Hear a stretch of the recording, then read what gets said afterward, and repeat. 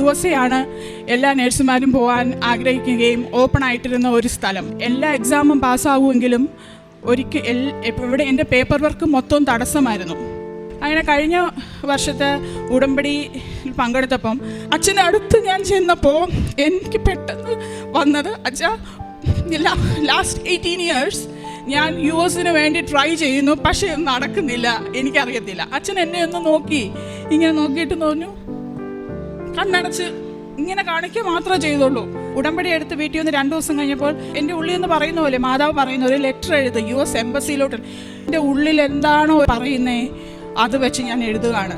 ഞാൻ എൻ്റെ 20 വയസ്സുകളുള്ളപ്പോൾ, ഞാൻ നേഴ്സിംഗ് കഴിഞ്ഞിട്ട് 18-19 years ഉള്ളപ്പോൾ ഞാൻ ട്രൈ ചെയ്ത ഒരു സ്വപ്നമാണ് എൻ്റെ US മൈഗ്രേഷൻ. ഇപ്പോൾ അത് കഴിഞ്ഞു 10 വർഷം കഴിഞ്ഞു, 15 വർഷം കഴിഞ്ഞു, almost 18 years. I M in my early 40s.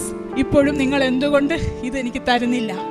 നിങ്ങൾ എന്തുകൊണ്ട് ഇത്രയും തടസ്സങ്ങളിൽ എന്നെ കൊണ്ടുപോകുന്നു? എൻ്റെ മോൾ 12th കഴിഞ്ഞു, അവൾക്കൊരു യൂണിവേഴ്സിറ്റി കയറണമെങ്കിൽ നിങ്ങളൊരു ഓപ്പർച്യൂണിറ്റി തന്നാൽ കൊച്ചിന് അവിടെ പഠിക്കാം.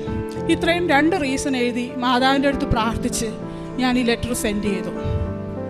2 ദിവസം കഴിഞ്ഞപ്പോൾ I got the message back. My letter got accepted by the US embassy.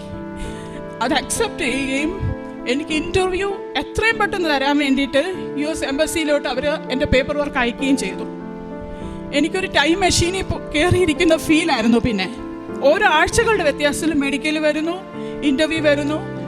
എൻ്റെ ഉടമ്പടി തീരുന്നതിന് 90 ദിവസത്തിന് മുൻപായിട്ട് എനിക്കും എൻ്റെ ഹസ്ബൻഡും എൻ്റെ പിള്ളേർക്കും US ഗ്രീൻ കാർഡ് അപ്രൂവായി ഞങ്ങളുടെ വീട്ടിൽ വന്നു. എൻ്റെ മാതാവ് എൻ്റെ മുന്നിൽ കൂടെ നടന്ന് എന്നെ ആ രാജ്യത്ത് കൊണ്ടുപോവുകയായിരുന്നു.